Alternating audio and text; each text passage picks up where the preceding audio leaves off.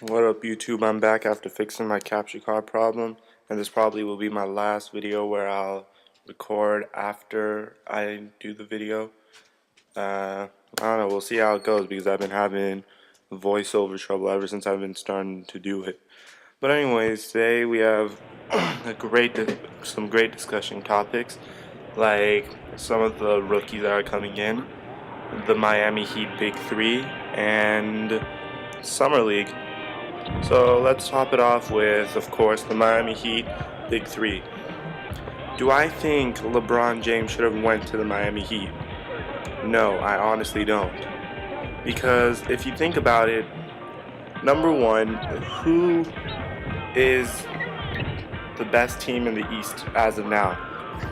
Like, before it was Cleveland. They were always a favorite to win the championship. That's one. Number two, Boston was probably one of their biggest threats, and if not that, it would be Orlando. So Boston, you have to think, will deteriorate within a year or two, and Orlando never really gets it together, as you saw in the Eastern Conference Finals last year. So eventually there would be a point that the Cavs would be the alpha dog in the East. And then when they get to the NBA Finals, it'll be up to King James to lead them to the promised land. But the fact that, so my prediction would have been, if he stayed with the Cavaliers, he would have for sure won a championship within the next 3 years. But I don't know, it's his decision. He said he wanted to go join the Miami Heat with his unstoppable trio. Well, not really unstoppable, but with this trio. Then good for him. But in my opinion, I really don't think they're that unstoppable. Like, I think if you think about it, for example, if the Lakers were to go up to my team, sure, I admit this is probably going to be the Lakers last year, and if we're lucky, we'll get another good year out of them the year after. So, alright, I noticed I've been driving to the basket a lot and just dunking it. It's not such an exciting game. But anyways, what I'm expecting is that we rebuild after this year, and I'm not really worried about that. But in the case where the Lakers would have to guard Miami, it would be like Ron Artest on LeBron, Kobe on Dwayne Wade, and I think we'd win the matchup with Gasol on Bosh. If you ask me, Bosh isn't the best power forward in the league. I think as of now, Pau Gasol is. I don't know who's better, D Wade or Kobe, because I don't know if you guys noticed, but whenever Kobe Bryant's playing, they say Kobe Bryant's the best basketball player in the NBA. Whenever LeBron's playing, they say LeBron James is, and they call D Wade the second best player in the NBA. So I don't know what's up with the bipolar analysts, but it's fine, it's whatever.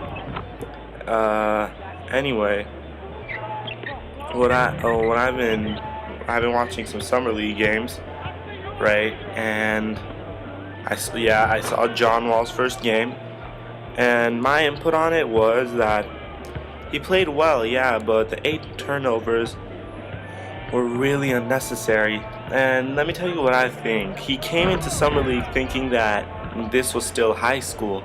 This isn't high school. This is still the NBA.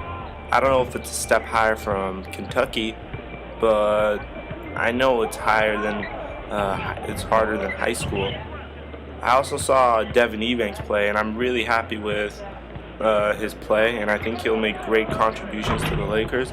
I still am not sure about Derek Character, but I don't know, we'll see. I think Devin Ebanks will make our team. Also, the Chandler trade, the Tyson Chandler trade. So I really think the Mavericks did a great job on that. The Mavericks basically will have a center, a good defensive center on the floor at all times, whether it be Brendan Haywood or Tyson Chandler. What this also means is that Shaquille O'Neal is probably going to go to Atlanta, so be on the lookout for that. I also, let's see, the Hito Turkoglu trade. Hopefully he plays well for the Suns. We saw the last few games he didn't play well for the Raptors. He played horribly for the Raptors. So hopefully with the Suns he'll make an effort. I think the Toronto Raptors made a great trade because they lost his huge contract and they gained an asset in Leandro Barbosa.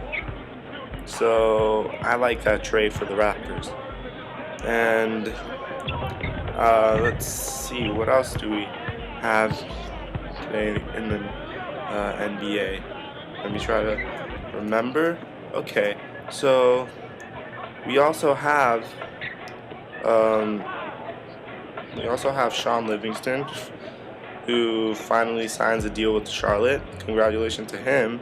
But the Lakers keep Derek Fisher. I'm really happy with that. Right? I'm really happy with that. What I'm unhappy about is why would the Knicks trade David Lee for Anthony Randolph, Ronnie Turiaf, and Kelena Azubuike? Like, I understand they would be worried he would leave, but I'm sure if he would have stayed, the Knicks would have worked something out. Like, I have no idea why that trade went down. Another interesting trade was a very smart move by the Jazz in acquiring Al Jefferson, because Al Jefferson was great for Minnesota. He just didn't fit in, and they essentially replaced Boozer with Al Jefferson. So I actually really like that. Another easy dunk. So let me see. What do I think about this year in the NBA? This year in the NBA, I still think the Lakers are going to get that three-peat. I don't even think the Heat will make it to the NBA Finals, because I really think that Boston or Orlando will get them right before the finals. That's my opinion, and I am not intimidated by the Heat at all. I think eventually they're gonna win a championship, and I think if they don't, LeBron might commit suicide for all you Cleveland fans that want him to.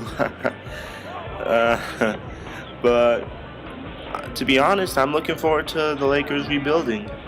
The past few years have been just the Lakers with Kobe, the Lakers with Shaq, and the Lakers with Gasol. But when the Lakers rebuild, like, I don't know if you guys know this, I'm really good when it comes to prospects. Like, I could tell you who will be drafted number 1 next year and the year after. For those that are wondering, next year is probably going to be Harrison Barnes, year after Mike Gilchrist. So I usually follow this kind of stuff. So I would be pretty exciting to see the Lakers draft, like, have to rebuild through the draft, have to sign new free agents. Every single time we're down, though, Mitch Kupchak seems to do something to help us up. So I'm happy about that. But another thing I'm looking forward to is NBA 2K11 and NBA Elite 11. I think this year I'm going to go with 2K again, because I've just been a 2K fan as of late. Like, I've been playing live for 10 years. And yeah, I know ever since I was little. But like, I used to go and play NBA Live 2000 with that little Michael Jordan one-on-one thing. And I'm looking forward to see what 2K11 has to offer. What I'm not happy about, though, is they changed the controls a bit. And I really don't feel like having to go through new ISO motion controls. So we'll see how that works out. And that's a pretty nice pickup for me. It's a good way to end the training camp, even if I didn't get 2 goals. Great game, now, man. Great game. I'd like to start off by saying that I thought your shot selection was fantastic. The important thing to remember is not to lose your focus. When that happens, you'll begin to force bad shots. Hey, another thing. It seemed like you were grabbing every possible rebound tonight. Alright, I really am trying not to care about what this guy says. But anyways, I have 36 points, 10 rebounds, 8 assists. I think I made it. I like my 3 steals. My free throw percentage, I missed a lot of free throws. So, I don't know, I might upgrade that. But, basically, welcome to training camp. Let's you see may if not I made know it. how this There works, we go, I made so it. let me drop some knowledge. Here's a glitch for you guys. Invited 20 players to camp, And I'll but come only at you guys 15 can make with the game team. 1 Training in the camp NBA consists soon. of 5 games. Peace.